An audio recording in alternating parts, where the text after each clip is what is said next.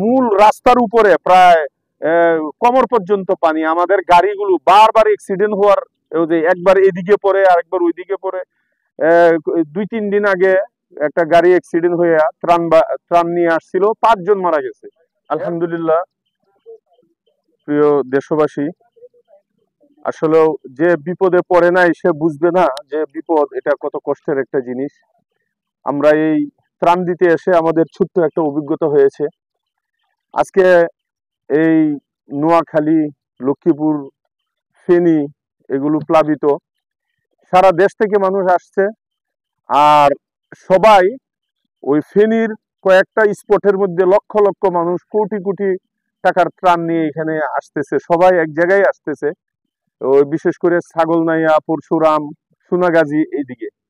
কিন্তু গতকালকে আমরা ওই সমস্ত ফেনীর জায়গার মধ্যে ত্রাণ দেওয়ার পর যখন শুনতে পাইলাম যে ওইখানের পানিগুলো এই লক্ষ্মীপুরের দিকে আসতেছে আর এখানে প্লাবিত হইতেছে। আপনারা দেখতেই পারতেছেন, এই যে ঘরগুলো চতুর্দিকে পানি, তারা পানি বন্দি। ওনারা বলতেছে যে কয়েক দিনের মধ্যে 1 গ্লাস পানিও কেউ আমাদেরকে দেয় নাই, এখানে কেউ আসেও নাই।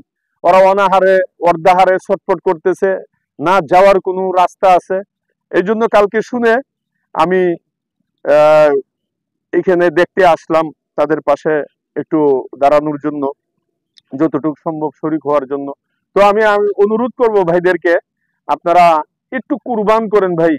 যারা পাইতেছে এরা 8-10 বার পাইতেছে, অনেকে নিয়ে নিয়ে আবার বিক্রিও করতেছে। আর সত্যিকারে এখানে তারা এরকম ভাবে দুর্যোগের মধ্যে তারা কালাতিপাত করতেছে। এই জন্য আমি অনুরোধ করব আপনারা এই লক্ষ্মীপুরের দিকে একটু মুভ করেন।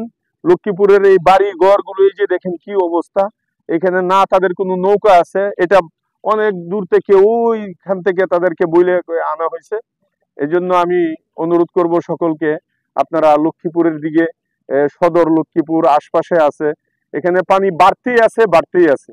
কালকে যে আসলাম আমরা চৌমুহনী থেকে নিয়ে কত কিলোমিটার, যে মূল রাস্তার উপরে প্রায় কোমর পর্যন্ত পানি। আমাদের গাড়িগুলো বারবার অ্যাক্সিডেন্ট হওয়ার, যে একবার এদিকে পড়ে আরেকবার ওইদিকে পড়ে। 2-3 দিন আগে একটা গাড়ি অ্যাক্সিডেন্ট হয়ে ত্রাণ নিয়ে আসছিল, 5 জন মারা গেছে। এরপরেও আমরা যেদিক দিয়ে ভালো রাস্তা আছে আমরা একটু জেনে শুনে এদিক দিয়ে দেওয়ার আমরা একটু চেষ্টা করব। আল্লাহ পাক রব্বুল আলামিন ওদের পাশে আমাদেরকে দাঁড়ানো তৌফিক দান করুন।